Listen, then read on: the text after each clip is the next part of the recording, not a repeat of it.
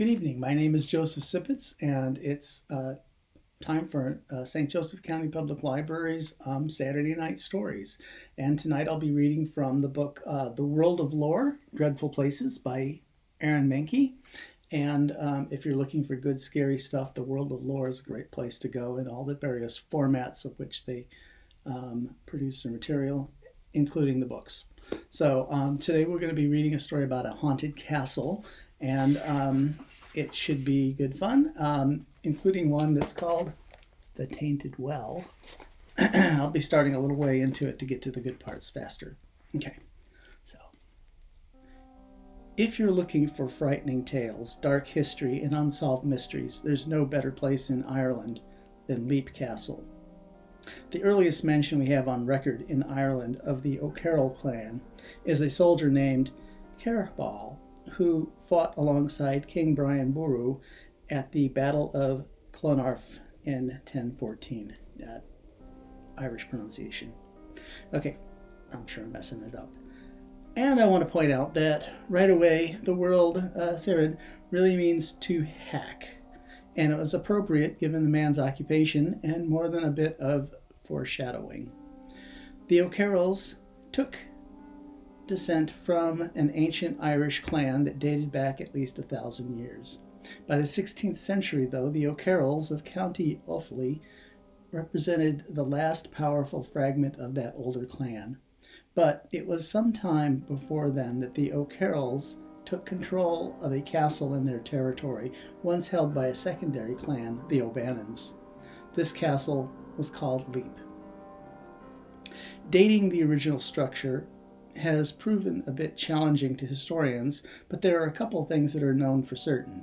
First, there are signs of significant settlement on the site of the castle dating back at least 2,500 years.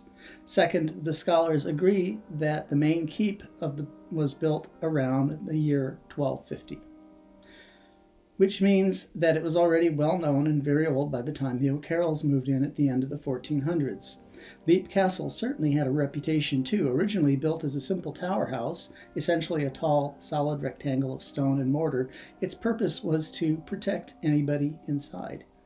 Over the centuries, more wings and extensions were added on, but that protective nature never really went away. For a very long time, Leap was considered impenetrable. From outside, at least. You see, the O'Carroll clan wasn't known for getting along with others, the neighboring clans, or even among themselves. Family discord like that has a way of creeping inside the walls like a cold December wind. And if their story hasn't piqued your interest yet, don't worry, winter is coming. The first O'Carroll to rule in Leap Castle was John O'Carroll, but he died of the plague around 1490, passing the leadership on to his son Mulrooney. And this new clan leader filled his father's shoes beyond anyone's expectations. Through the years, he became known for his bravery in battle and his honor as a leader. He even earned the nickname Great Mulrooney, at least among his clan. When he passed away in 1532, after 4 decades' control, he left Leap Castle in the hands of at least 3 sons. Teg was known as a hothead, always quick to move toward violence. Faringam seems to have been a bit calmer. Thaddeus had trained as a priest and served the family in the chapel at the top of the castle. Following the death of their father, the 3 brothers fell into months of arguing over who should lead the clan and control the castle. The tensions were high. With Teg, that was never a good thing, and it was a stewing pot of frustration and entitlement that was about to boil over. Legend has it that Thaddeus, the family priest and one of the contenders for the leadership of the clan, had waited to start Mass until his brother could arrive, but eventually gave up and began without him. Sometime later, Teg walked through the door and, despite being late, was shocked to see that the service had already begun. In a fit of rage, it's said, Teg drew his sword and rushed at Thaddeus, screaming about how insulting it was to be left out. Of course, Thaddeus was in the right, and he would have explained that to his brother if Teg hadn't run the sword straight through him instead. The priest screamed as Tig pulled the blade free, and the blood began to spill out of the floor onto the chapel. Mortally wounded, Thaddeus staggered backwards, swaying in front of the others who had come for Mass, and then he toppled over the altar, face down, and stopped breathing. Because people are very good at giving incredibly obvious names to places, you might not be surprised to hear, ever since, this site of this gruesome murder has been known as the Bloody Chapel. Yep. Creative, I know, but humor aside, there are those who believe that something dark took place that day. Brother killing brother. Putting ambition and petty disagreements ahead of loyalty and family. Those things have a way of standing out as powerful. They're atypical in the grand scheme of things. On top of that, though, the priest was killed right inside his chapel, and in the middle of a religious service, no less. It wasn't long after the murder of Thaddeus that Tig himself was killed by a nephew, and in the end, the only remaining brother, Foringham, who I can't pronounce his name, took over leadership of the clan and castle, but even he wasn't immune to bloodshed. Legend says that during his reign, the O'Carrolls hired another clan, the McMahons, to help them defeat a common enemy. The plan worked, and the O'Carrolls achieved victory in battle. To celebrate, the McMahons were invited to Leap Castle for a grand meal, with a hidden purpose. Some say they were given poisoned wine, while others said they were murdered in their sleep. Either way, the McMahons never left Leap Castle alive. Now I'll admit, this is a lot of death for one family over the course of a single century, and some would say it's so atypical that given enough time, this sort of history could leave a mark. It's this, then, this dark cocktail of violence, betrayal, and blasphemy, that many think was enough to taint the well, so to speak. It tore a hole in the very fabric of reality, something the rest of the story only seems to confirm. The Tainted Well. The bloodshed inside Leap Castle went on for generations until 1659, when the fortress passed into the hands of a new family through marriage between Finola, the daughter of the ruling O'Carroll, and an Englishman named Captain Darby.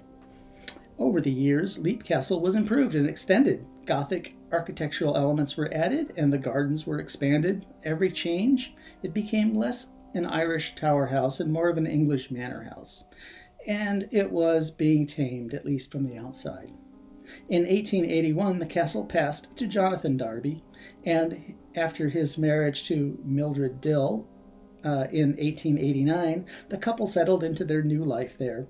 Perhaps inspired by the dark atmosphere of the castle, Mildred soon began to write novels of the popular Gothic genre, that beautiful blend of horror and romance, terror and literature that it attracted the likes of Mary Shelley, Anne Radcliffe, and Edgar Allan Poe.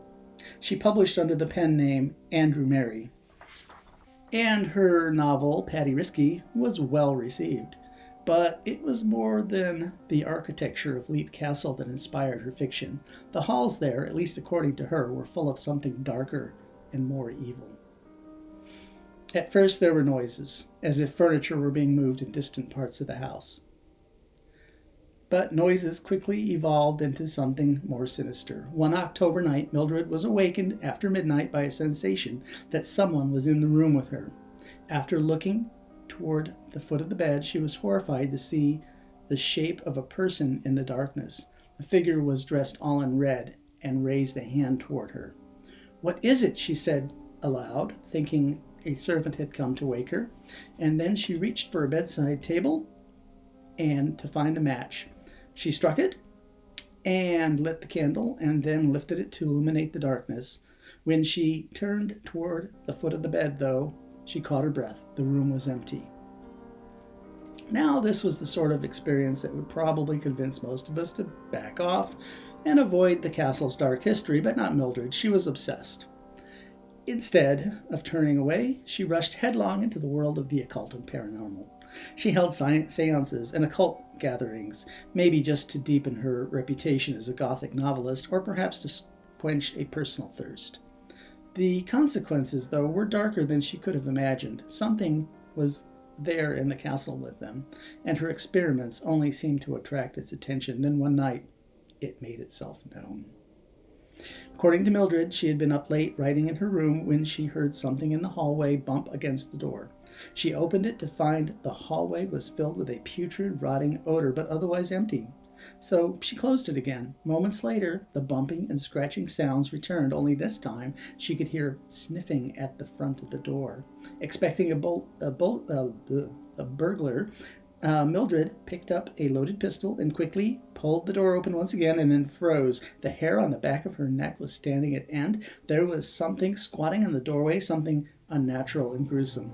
The thing, she later wrote, was about the size of a sheep, thin, gaunt, shadowy in parts. Its face was human, or to be more accurate, inhuman in its vileness, with large holes of blackness for eyes, loose, slobbery lips, and a thick, saliva-dripping jaw. According to Mildred, the thing stood silently in the doorway, locking eyes with her for what seemed like an eternity, and then, with a jump, it moved inside her room. She raised the pistol and fired nearly point blank, but somehow managed to miss. She fired again, this time even closer to the thing, and still the bullet exploded against a piece of furniture behind it. Whatever the creature was, whether immaterial spirit or some demonic animal, the shots didn't seem to have any effect on her. Frightened out of her mind, she brought the pistol up for a third shot, and she claims pressed the gun right against the thing's chest, just as it brought its arms up to reach her. She fired and then quickly pulled back from its grip, tripping over on the floor behind her, and then she claimed everything went black. Later, Mildred reported that all this was in the most unusual manner. She wrote it up and had it published in a journal called The Occult Review in December 1908, but like her novels, she signed the name Andrew Mary to this tale. The following month, the journal published letters from others who seemed to verify and support her stories, but whenever a novelist is involved, it's impossible to be 100% certain that everything is being reported with undecorated accuracy. Still, it's not difficult to believe, is it? This castle, designed for warfare and built around generations of bloodshed, was the home to more than the people inside. Evil events have a way of filling a building like explosions. While the initial shock might eventually fade away, the echoes can be heard ringing through the halls long after it's over. Whether these echoes took the form of red ghosts or rotting eternal creatures or just an overwhelming atmosphere of dread, we can't deny the power and the darkness of the explosion itself. In the end, it seemed the only thing more frightening than our deepest nightmares might just be our own violent humanity. Ireland certainly has a lush and fertile landscape when it comes to folklore.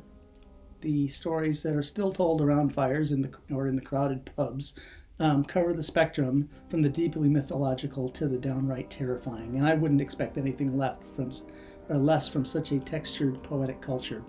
But that line between fact and fiction has a way of getting blurry when you add in our own violent human nature. The events we hear about, or the things we ourselves do to others, those things have a way of giving birth to tales that are far more frightening than anything we could invent. Reality, though, often fails to leave a tidy ending we've come to expect from books and film. Leap Castle isn't the same today as it once was. In fact, it's literally a shell of its former self.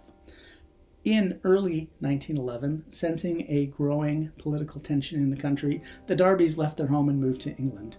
On July 30th, 1922, just 1 month after the Irish Civil War began, 11 men knocked on the castle door and demanded that the caretaker, Richard Dawkins, provide them with lodging for the night. When he opened the door for them, they forced their way inside and began to cover everything with gasoline and then set it all on fire. The following day, more men arrived and burned the parts of the castle that had been missed the night before. Dawkins tried to save as much of the furniture and belongings as he could, but the outbuilding he hid them in was later broken into and looted. By the time the Darbys returned, Leap Castle was nothing more than a smoldering ruin of charred stone. One of the tragic losses that resulted from the burning of Leap was a vast collection of stories and novels that Mildred had yet to publish. According to one report, she lost 150 short stories, roughly 40 longer manuscripts, and 2 finished novels. Some things, though, still remained. For decades, while the castle sat empty, locals would look up at night and see lights in the old fortress windows, as if somebody were still walking the halls armed with a dim candle. Others who ventured closer to the property reported that the ruins smelled of rotting flesh, and though they could never find the source, some reported hearing the sounds of some animal or creature, sniffing sounds. Today, Leap Castle is being restored by the current owner, with work being done to rebuild the two wings that extended out from the original tower house, but it's something else that was discovered decades earlier that might be the most chilling revelation of the castle's last century. Upstairs, just north of the Bloody Chapel, workmen stumbled upon a secret chamber. Think of it as more of a pit, because it was only accessible from a trapdoor. The room below was small and barely larger than a closet. These sorts of rooms were called Oblites, a French term that loosely means place of forgetting. Unwelcome visitors or betrayed family members might be led over a trapdoor and then tossed inside, and if the fall didn't kill them, the large spikes protruding from the floor certainly would. And this oblite, it turns out, was filled with skeletons. So many skeletons, in fact, that when the workmen began to remove them, they quickly filled up the cart. 3 cartfuls later, they finally moved all the bones out. When they were finished, they found something else in the pit. A watch. A pocket watch, to be precise. And after studying the maker's marks on the watch, researchers were able to estimate its age. According to them, it had been manufactured in the 1840s, mere decades before it was rediscovered, which raises a very interesting question. If the oblette had been stopped being used when the Darbys took over the castle in 1659, how did the watch get there 2 centuries later? It seems the oblette of Leap Castle had been used a lot more recently than we'd care to admit. Good evening.